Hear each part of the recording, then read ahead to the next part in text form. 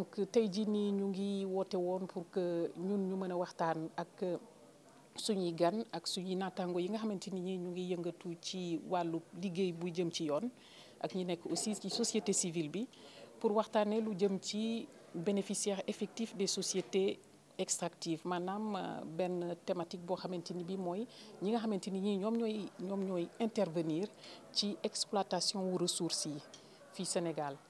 te ndaje bi tey permettre nañu ñu waxtaane bu baax ñi fi ñëwoon ñëpp yaakaar naa ni am nañ xam-xam gu gën a yaatu ci ñooñu nga xam ne dañuy intervenir ci chaîne bi mais surtout li ñu comprendre mooy nit ñi gën nañu comprendre ne importance su contenu local c'est-à-dire yaatal ba nga xamante ni sénégalais yi ñoom ci seen bopp dinañ am place dinañ mën a am fu ñuy tege seen tànk ci société extractive yi ba ñoom mu nekk benn dynamique économique et industrielle boo xamante ni bii du nekk loo xam ne lii dafay des ci loxo yi étranger yi mais que les Sénégalais peuvent aussi s'impliquer dans l'exploitation de ces ressources.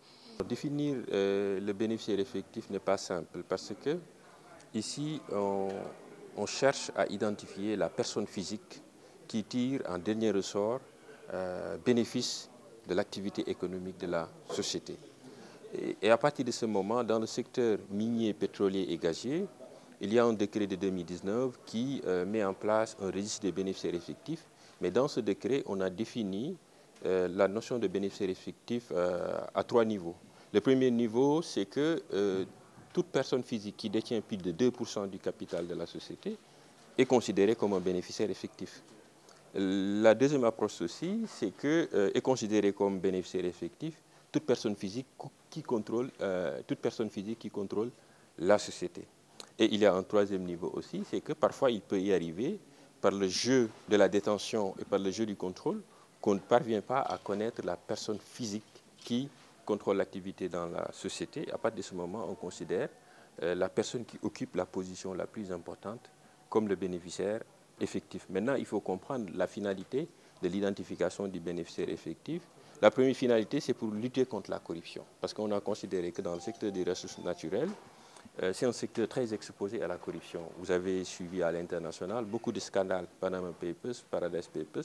En réalité, la plupart des pertes de recettes, les flux financiers illicites proviennent de ce secteur des ressources naturelles.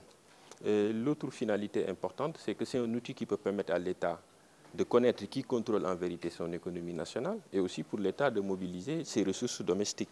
Parce que si aujourd'hui l'administration fiscale parvient à avoir des renseignements par rapport aux sociétés extractives en termes surtout de bénéficiaires réels, ça permet plus de pouvoir taxer. Parce que bon, vous avez des sociétés qui peuvent être possédées par des banques et des banques possédées par des fonds d'investissement.